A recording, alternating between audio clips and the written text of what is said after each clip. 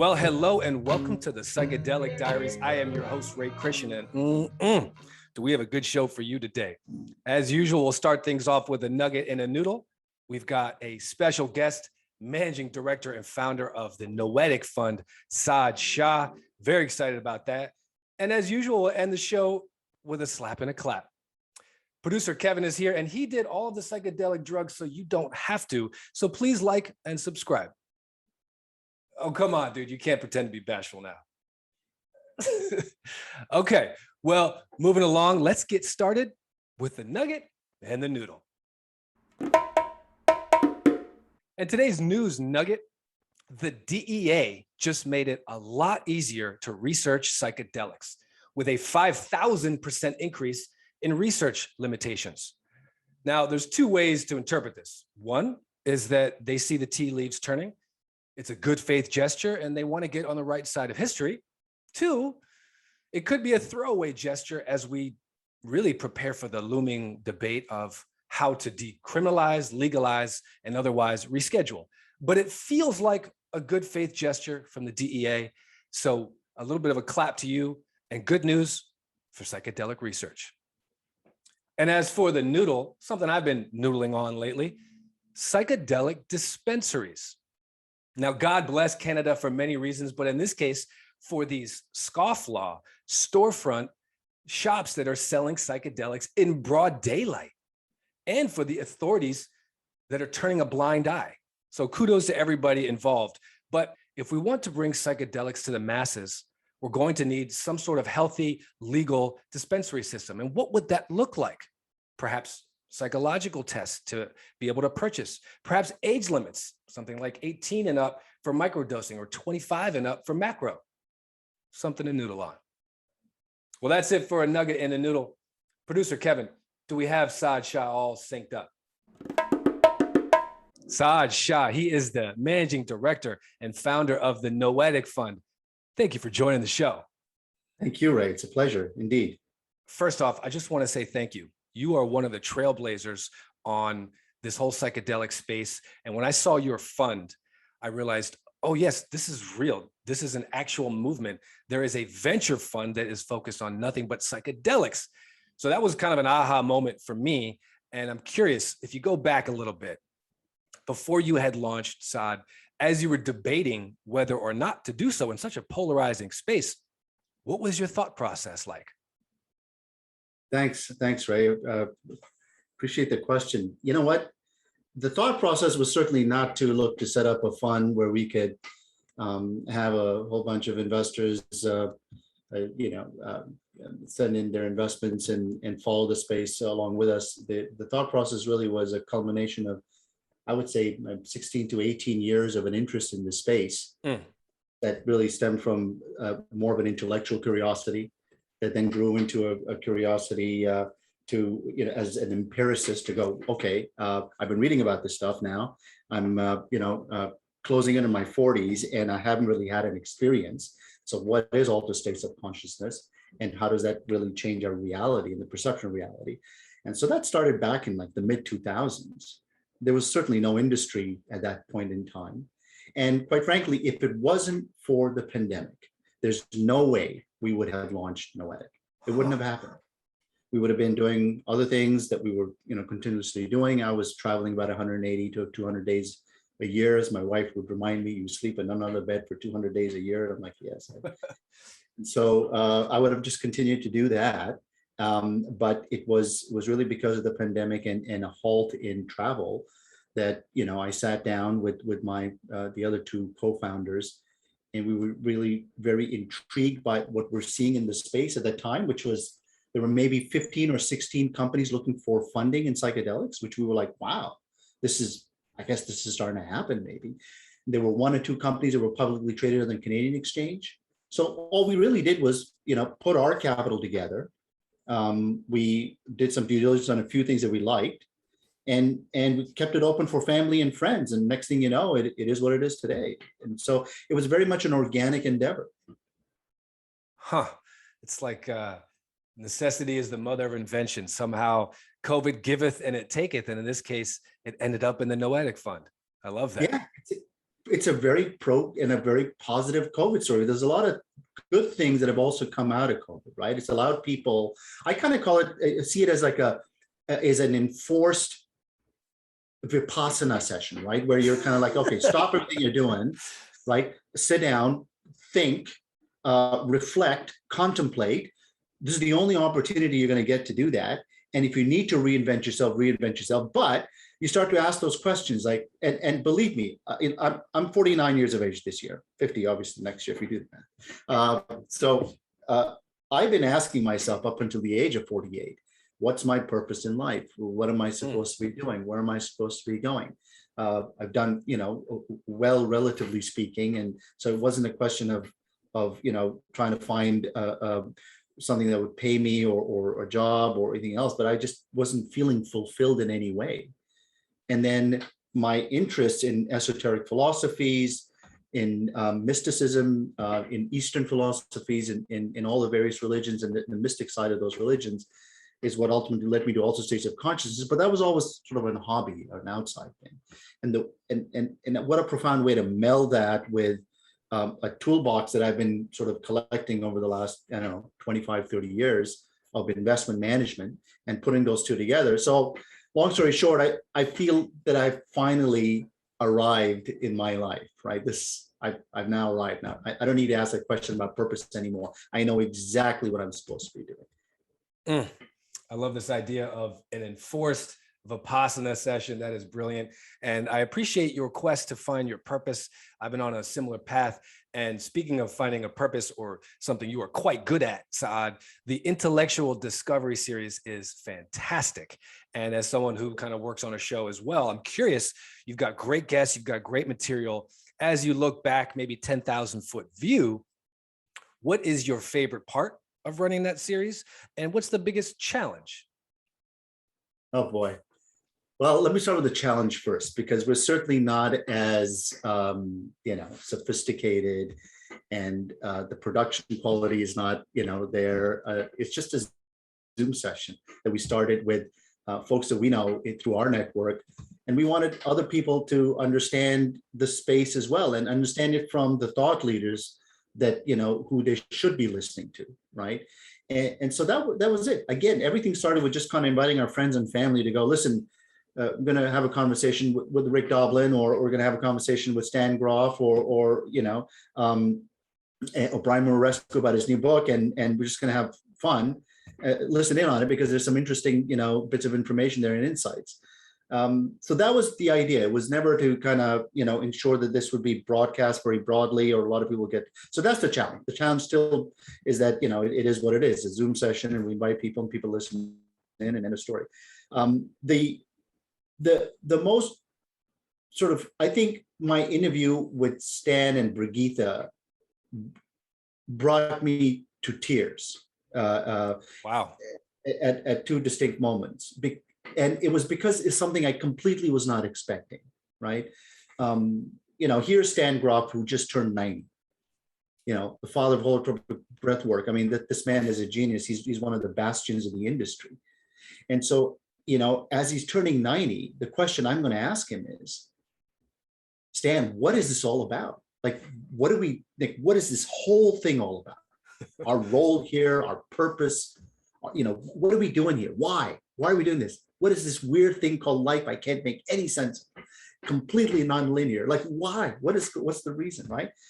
And then he answered ultimately by saying that it's really all about understanding and appreciating, but valuing what the meaning of love is. And so, Ray, I will be honest with you, when he said that, I was like, oh my God, that seems like a cop-out answer. I was not happy with that answer personally. I was like, oh, love, I get just the same word love again. What does it really mean? Now, I thought about that, right? I mean, when you truly understand, like, there's only one word in the English language for love, and that's love. There are over 100 different words for love in Hindi or in, that Really? Sanskrit. Yeah, different words for love that mean different things. So the love that you get from your family is one kind of love. Infatuation with somebody else is a different kind of word for that. There's over 100. Like, that's the beauty of it. Okay. So certainly there's some cultures that have appreciated the meaning of love and have gone deep dive into it and been able to delineate the various, interpretation definitions of love. But here's what got me. Stan has suffered a stroke. So Brigitte is there sitting next to him.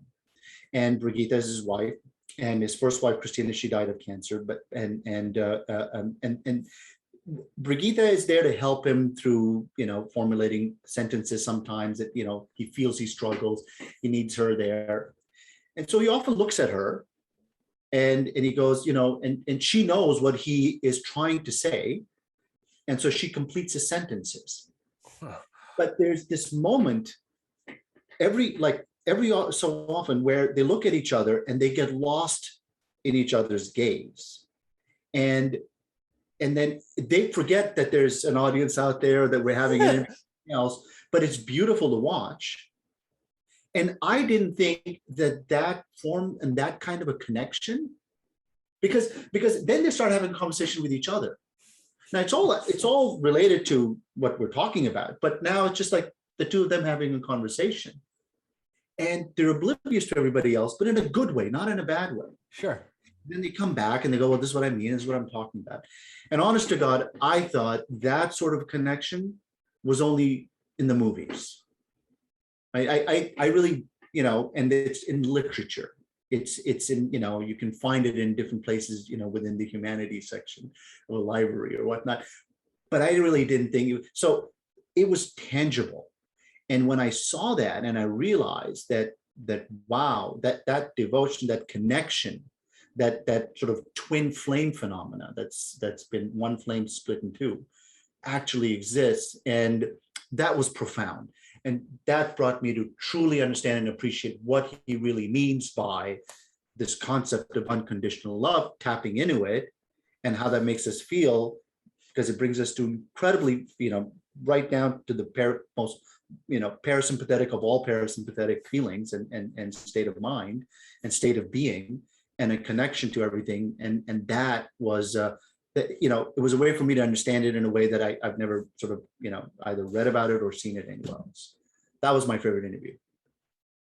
Wow. Sa'ad, that is beautiful. And thank you for that share. This idea of lost in each other's gaze, this twin flame. I'm almost finished reading War and Peace. And there's a section I just read last night where they said, when two people are truly in love, there's a way that a man and a wife speak to each other that only they can speak to each other with, where it doesn't look logical, it doesn't look reasonable. And that's when they're really communicating. And you just made me think of that. And the way you just said that it brought you to tears, I really appreciate that. There is something about the type of person that allows themselves to be brought to tears that makes them special. And I think that appears to be really coloring what you do at Noetic. And I looked at your mission, and it's a brilliant one. And one of the things that caught my eye was you said, we are investing in therapies and sciences for optimizing human experience. I love that, Sa'ad. And this idea of optimizing human experience, it would seem to also include healthy people. Right now, we're triaging all the psychedelic researchers with the mentally ill primarily. How do you see the path towards legal psychedelic use for healthy people? Yeah, Ray, that I've been thinking about that a lot. We have been as a group a lot, because when you say that something's a medicine, it assumes that somebody's ill. Mm. So here's medicine because you're ill, so you have to take the medicine, right? And there's so there's illness and there's wellness. And we're right now very much focused on, as a society, as a group, as perhaps in the zeitgeist, that we're looking at psychedelics being a really powerful medicine. And it absolutely is. But it's so much more than that. It's so much more than that. It's really about wellness, right? So the Holy Grail for me would be 5 or 8 years down the road, I don't know when, that I walk out of the house, I say hi to my neighbor, Bill, and I go, hey, what's up? And he goes, what's going on with you today? And I tell him that, well, I'm going to the dentist for my biannual, cleanup and hygiene. And he's like, oh, I'm going to a clinic for my, biannual reset. And I go, oh, that's awesome. Great. Let me know how it goes. And we go without there being any stigma, any judgment, any questions, because we all realize that, it's important to be reset every so often in order to, continue with what you need to do in life, with all the responsibilities, everything else, all these issues, that's important. It's preventative. It helps you to do what you do. We're not thinking about psychedelics in that regards yet as a society, right? So we're right now thinking of it more as, okay, here are the ailments, and here is a potential for these molecules to interact with the receptors in the appropriate way to solve that problem. Because currently, what we've got out there to solve that problem is not working. But so we're a long ways away from getting to the wellness part of it, but I hope we're not too long away. I don't know if I answered your question. You did, and maybe it's just time as the answer. And I love that comp. A little joke, an inside joke we've got here is that it's like, dental floss. You floss for your mouth, for your teeth, and psychedelics might be mental floss, a way to maintain your mind and to do that in a preventative way without stigma. That would be a beautiful spot to get to. Speaking of that, what that might look like, you have one of my favorite comments in this industry lately. You said taking out the hallucinogenic component from psychedelics is like decaf coffee, or in other words, brown water. What do you see, Sa'ad, as the most compelling path to really reframe how skeptics see the psychedelic or hallucinogenic experience? So I think that quote right there is probably going to get me into a lot of trouble with some. And I'll tell you why, because that is an area that's currently being researched in a very big way, and we've got some real amazing thought leaders and scientists and researchers that are really putting all their might behind trying to figure out how to take the hallucinogenic component out of the equation. And if we can do that effectively, means that we are able to now have this as a mechanism, as a medicine, as a wellness tool that can be used safely at home. It could also be administered to children and others, right? So there is, a reason certainly to look into it. Now, personally, okay, this is just Sa'ad Shah speaking. I'm not speaking on behalf of Noetic or anybody else. Personally, through my experiences with psychedelics, which I, certainly very strongly believe in, you can ask my wife again about that, or my kids, that I feel it's made me a way better individual, more grounded individual. I have less trepidations and fears. I've understood the whole concept and meaning of surrender. It's a very easy sort of a statement to make, just surrender. But most people go, I don't know what the hell that means. And who am I surrendering to? What am I surrendering to? And so, but truly appreciating and understanding the essence of that, all of that, being a better husband and a better father and a better son and a better coworker and a colleague and a sibling and is because of the experiences that I've had through psychedelics. And if it wasn't for the hallucinogenic component, I don't think personally that I would have arrived at that. I think the ability to see the world and everything that's within your paradigm from a different perspective and a different lens makes that whole experience so much richer, and it makes you wiser, right? One of my favorite quotes is from the book from Siddhartha, Hermann Hesse, where Govind and Siddhartha having a conversation, and to paraphrase it, Govind basically says, listen, knowledge is transferable, right? I mean, it's transferable. I can teach you something, how to do this, how to do that, or how to trade a bond, or how to make chicken cacciatore the right way, blah, blah, blah. But wisdom is not. Wisdom is not transferable. You've got to walk the walk, you got to live it, you got to breathe it, you got to understand it. But I strongly feel that those experiences that you have through certain psychedelics, done in the right way, responsibly, where you've approached it with, reverence, and you've done the work ahead of time and you do the work afterwards, actually download wisdom. And it's wisdom through essence. It's very difficult to explain it, because my vocabulary still does not have my imagination does not have the vocabulary to be able to explain a lot of what I see or go through, or what I experience. But the essence is very much there. It's downloaded as an essence, and that essence sometimes is difficult to explain. But it doesn't mean it didn't happen. It doesn't happen. I don't feel that way. And then that becomes sort of a profound mission to go, wow, we've got to get this out. People have to experience this, so they know what this really means. And that really is the culmination of the mission. The human experience is the meaning of Noetic. It's all about human experiences. So I think at the end of the day, all we're amassing in our lives is just all the moments and human experiences that we've had. And that, to me, is what ultimately designates who is wealthy and who is not, right? It's your human experience bank account that matters, not your financial bank account. That's my sense of it. Sa'ad, what a wonderful way to put that. I love this idea from that Siddhartha conversation of knowledge is transferable, wisdom is not. It's like experience is not transferable. You have to do it. And that's part of the journey of life. And also, of course, with these psychedelic experiences, there's something about, no, yes, it's good to get to the point where you've got the neuroplasticity afterwards, but you also have to go through that point where you are off in the fifth dimension in a face-to-face battle with your own internal demons, and nobody else is there to hold your hand in that, different dimension. And you have to go through that. So, wow, well put, and thank you. Speaking of which, you just touched on it in a very beautiful and elegant way. You drank the brew, obviously you've gone through the process, and I'm curious if you can synthesize it down for maybe one or two lessons, your psychedelic experiences in totality, as you look back. What did they teach you? What still resonates with you today?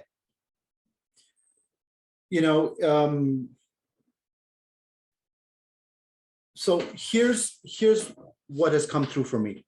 Okay, again, this is very personal. And this is also one of probably the most profound aspects of psychedelics, which is that it is the most profound example of personalized experience or personalized medicine or personalized therapy that exists out there. I don't think there's anything more personalized than this, meaning that you can give 5 to 10 to 15 to 20 individuals the same exact dosage of psychedelics, the same exact time and minute and whatever, and they will have extremely different experiences. At some level, they may be all sort of similar in some regards, and that's what typically tends to happen when you're doing ayahuasca with a group, that there's a certain theme that pervades across the experience. But everybody's experience is like a snowflake, right? There are no two snowflakes alike, and that's the beauty of it. So for me, it was this profound understanding, again, personal, that this game doesn't end ever. Much like matter never dies, there is no concept such as death. That this game is always on, and it's one project or assignment or learning or experience to another, and you keep going on and on and on and on and on. And as such, you keep evolving, but the process never really stops. So there is no end to this. It's not like, okay, I'm done, finished, we're dead, I'm dead now, I'm going to relax, and there's nothing else to do. It's just Black Hat Man, fade away and walk off stage left. No, it just never stops. There's a rest period for sure. I get that very strongly, but the game never ends. So in one way, it's like that's perhaps a little intimidating to some people, like, oh, I wanted to end at some point. But to others, it's just incredibly liberating. And it's just, feels, wow, if that is potentially true, that's a beautiful thought, that the learnings never end, right?